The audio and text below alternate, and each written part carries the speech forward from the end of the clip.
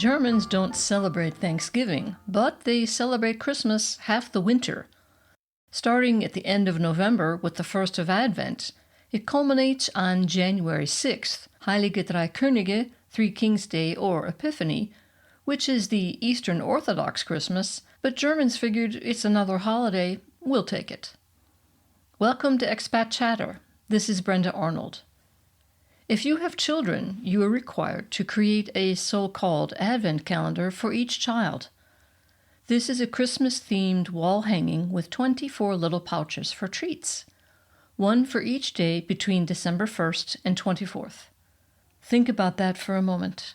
24 little treats for each child. If you have 2 kids, you'd better get 2 of the same, too, since all parents live in fear of the phrase, "I wanted that one." Thus, to fill the whole thing, you'll need 48, so these items shouldn't be too expensive. My first stab at creating advent calendars began as a pile of chocolate lollipops, another of red-foiled Santas, and a third one of glitter pens. I methodically filled each calendar. They looked perfect. Then on second thought, I realized it was a lot of candy, and we still had candy left over from Halloween. So I took out the sweets, leaving only the glitter pens. There was still time to buy other things for the remaining pockets. But what? I went to Aldi, provider of products that you didn't need before you walked in, but now simply cannot do without. I elbowed my way past other moms to the huge bins of seasonal merchandise and loaded up on colored pens and craft kits of colored glue, rubber holiday stamps, and stickers. This was an improvement, but now the calendars were mostly crafts. The little girl aspect was missing. As the mother of 2 cute little girls, not indulging in cute little girl stuff would be to miss a great opportunity. By now, the whole Advent calendar thing was quickly developing into a logistical nightmare. I embarked on another trip, this one to one of my favorite stores, DM, Drogeriemarkt, meaning drugstore, where they sell makeup, toys, baby food, and shampoo, anything but drugs. There I got hair clips with unicorns or glitter, and dinosaur-shaped erasers. Dinosaurs may not be strictly girly, but I was paving the way for my daughters to be future paleontologists. One can't start too early with these things. Also, feminism. Why can't dinosaurs be girly? Not to mention, I'd officially run out of both steam and ideas. I ended up getting both dinosaurs and little plastic ponies with fluorescent manes and tails. The calendars were finished at last, except now I had to take everything out again. Otherwise, my kids would remove not just that day's treat, but poke around in the other pouches too. What's this? Purple glitter glue. Mom, can I have this now? I really need it for a craft project. Hey, where did you get those hair clips? Those are for next week. How come all the chocolate lollipops are missing? And what happened to this Santa's head?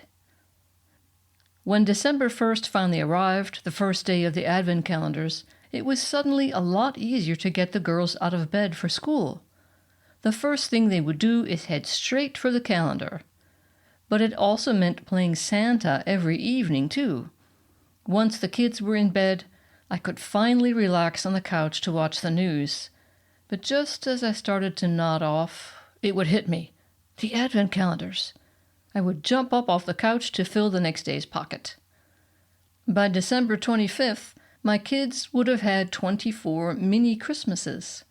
Glitter pens, hair clips, and stickers were strewn about the apartment.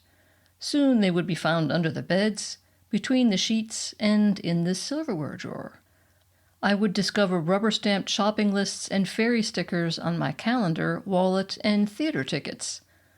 Glittery hair clips appeared on the floor of the car and at the bottom of my backpack. My kids told me their friends got CDs and books in their Advent calendars. What? How did their moms fit those things into those tiny little pouches?